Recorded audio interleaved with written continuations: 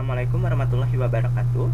Sebelumnya perkenalkan, saya Muhammad Azra dengan NIM F1C2 19044 dari Prodi Matematika Fakultas Sains dan Teknologi Universitas Jambi. Di sini saya akan mempresentasikan artikel mengenai pemodelan nilai teknologi informasi terhadap performansi kinerja karyawan di PT Karano Integrasi Teknologi menggunakan metode Structural Equation Modeling berbasis varian oleh Muhammad Farhan Aditya, Lukman Abdurrahman, dan Rahmat Mulyana untuk memenuhi tugas mata kuliah Kapita Selekta Matematika Terapan. Yang pertama itu ada pendahuluan.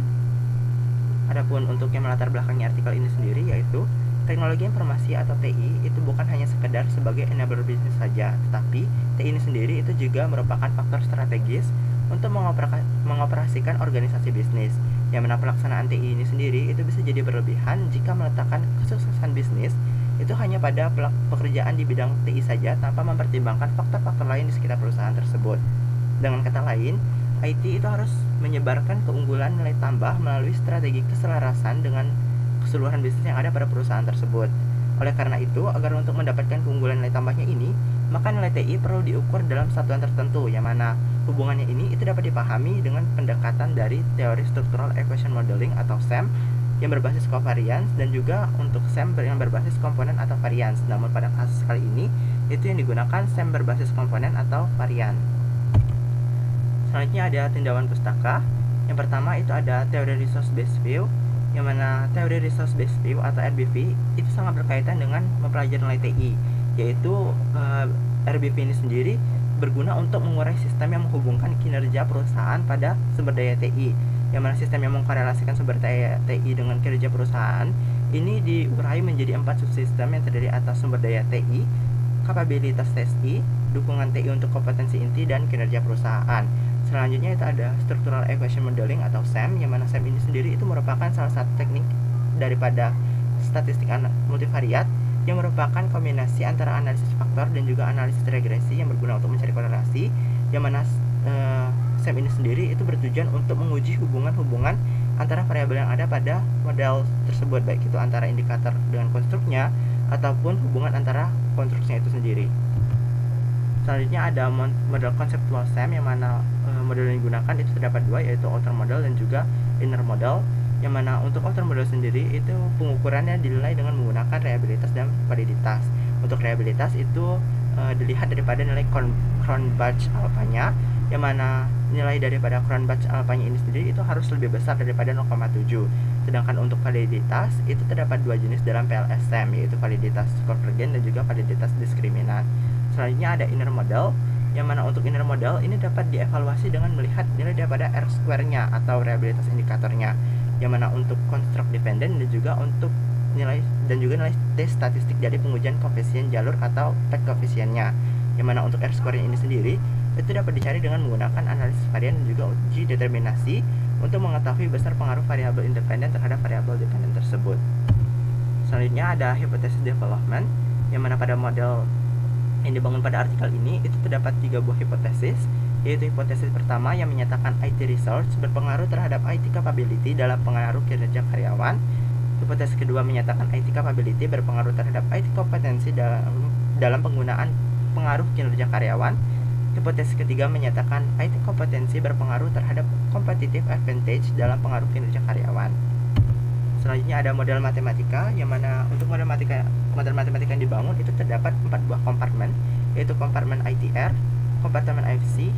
kompartemen FCC, dan kompartemen FP, yang mana ITR itu merupakan IT resource, FC itu merupakan performance capability, FCC merupakan performance competitive and competence and competitive, dan FP itu performance perusahaan, yang mana untuk kompartemen ITR ini sendiri itu berpengaruh atau terhadap kualitas daripada FC ini sendiri atau performance capability, dan juga FC ini itu memiliki pengaruh terhadap kualitas daripada FCC, serta FCC ini sendiri juga memiliki pengaruh terhadap performance dari perusahaan itu sendiri. Selanjutnya ada metode penelitian, yang mana dalam penelitian ini untuk teknik pengumpulan data yang digunakan itu menggunakan teknik kuesioner dengan 2 jenis data yang digunakan, yaitu adalah pertama mengenai makalah ataupun referensi yang digunakan untuk melakukan meta-analisis, dan juga data kedua yaitu data mentah yang nantinya akan diolah dengan menggunakan metode SEM. Untuk analisis data sendiri itu menggunakan analisis SEM atau Structural Equation Modeling dengan bantuan software Smart PLS 3.0. Dengan kompetensi proses komputasi yang dilakukan itu terdapat 3 proses, yaitu algoritma PL, bootstrapping, dan blindfolding. Baiklah, selanjutnya ada hasil dan pembahasan, di mana pada penelitian ini untuk variabel laten yang digunakan itu terdapat 4 variabel laten yang terdiri atas IT research atau IT rest, IT capability atau IT cap, IT competence atau IT com, dan competitive advantage atau CA. Adapun untuk indikator atau manifest variabelnya, untuk IT research itu terdapat 3 indikator yang terdiri atas A1 hingga A3. Untuk IT capability itu terdapat 6 indikator yang terdiri atas indikator B1 hingga B6. Dan untuk IT competence itu terdiri atas 3 indikator yang terdiri dari B7 hingga B9. Dan CA atau competitive advantage itu terdiri dari 3 indikator pula yang terdiri atas B10 hingga B12, yang mana untuk masing-masing deskripsi daripada indikatornya itu dapat terlihat pada tabelnya ini.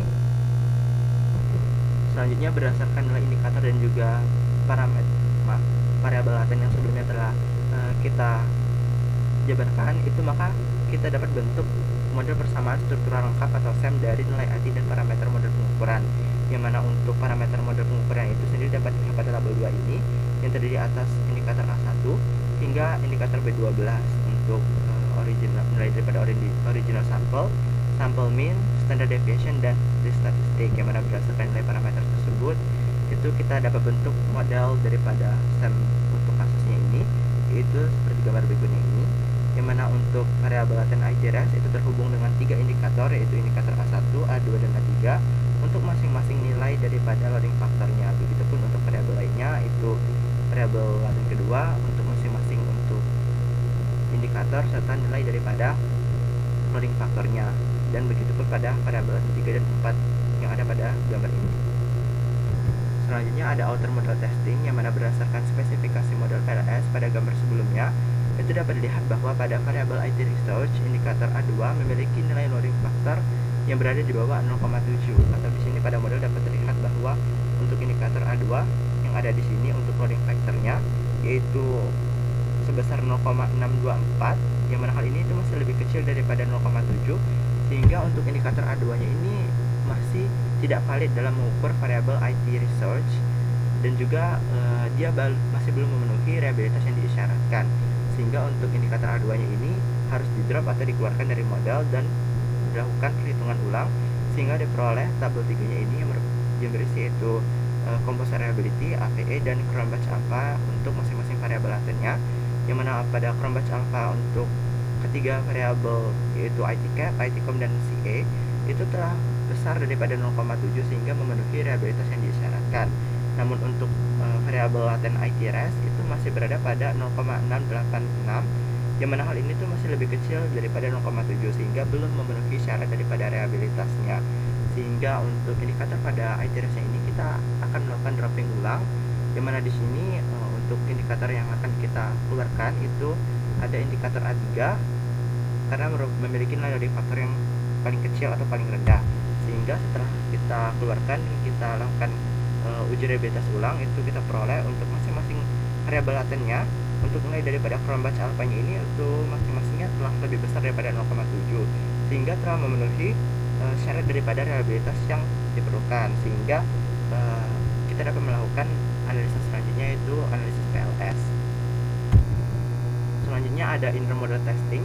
yang mana untuk pengujian inner model itu dapat dievaluasi dengan melihat R-square atau reliabilitas indikator, yang mana berdasarkan hasil output daripada software yang ada yaitu Smart PLS 3.0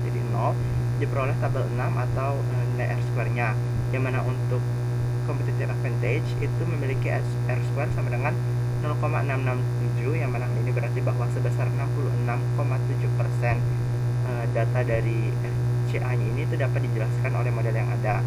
Begitupun untuk IT cap sebesar 0,531 atau sebesar 53,1% IT cap ini dapat dijelaskan oleh model yang ada pada kasus ini, dan juga untuk IT com sebesar 0,446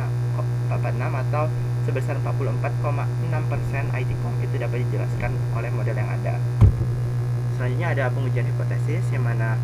dalam kasus ini untuk hipotesis yang dibangun itu terdapat 3 hipotesis, dan juga berdasarkan hasil output software dengan Smart PLS 3.0 diperoleh tabel 7 ini, mengenai hasil pengujian pengaruh langsung daripada hipotesisnya ini, di mana untuk hipotesis pertama yaitu menyatakan IT REST memiliki pengaruh terhadap IT capability, yang mana di sini untuk nilai p-value-nya diperoleh sama dengan 0, yang mana ini lebih kecil daripada 0,05, sehingga IT REST itu memiliki pengaruh yang signifikan terhadap IT cap, dan juga di sini diperoleh nilai t statistiknya sama dengan 4,129, dan original sample atau koefisien jalurnya sebesar 0,729, atau hal ini berarti bahwa sebesar 72,9% daripada IT REST itu berpengaruh terhadap IT cap. Selanjutnya ada hipotesis kedua, yaitu IT cap memiliki pengaruh terhadap IT competition, yang mana di sini untuk nilai p-value-nya sama dengan 0, dan juga original sample atau koefisien jalurnya itu 0,668, atau sebesar 66,8% IT cap itu berpengaruh terhadap IT competition. Dan juga untuk hipotesis terakhir atau hipotesis ketiga, yaitu menyatakan IT competition itu memiliki pengaruh terhadap CA atau competitive advantage, yang mana untuk nilai p-value-nya juga bernilai 0 dan koefisien jalurnya sebesar 0,817, yang mana hal ini berarti bahwa sebesar 81,7% daripada IT com itu memiliki pengaruh terhadap CA-nya. Selanjutnya ada kesimpulan, yang mana berdasarkan penjabaran sebelumnya itu dapat ditarik kesimpulan bahwa berdasarkan hasil analisis dalam penelitian ini menunjukkan bahwa IT resource itu merupakan faktor yang menentukan nilai daripada IT capability, dan juga IT capability ini itu merupakan faktor penentu daripada kualitas IT competence-nya yang ada, serta IT kompetensi ini itu juga merupakan faktor penentu daripada keunggulan bersaing produk di PT Karano Integrasi Teknologi, yang mana peningkatan keunggulan bersaing produk di PT Karano Integrasi Teknologi ini itu akan tercipta jika IT kompetensinya ini meningkat, yang mana hal ini disebabkan oleh adanya peningkatan daripada IT capability-nya yang didukung oleh adanya peningkatan IT resource di perusahaan tersebut, sehingga prosedur untuk meningkatkan keunggulan bersaing perusahaan PT Karano Integrasi Teknologi itu harusnya diawali dengan melakukan peningkatan terhadap IT resource-nya, karena IT resource-nya ini sendiri itu merupakan faktor utama daripada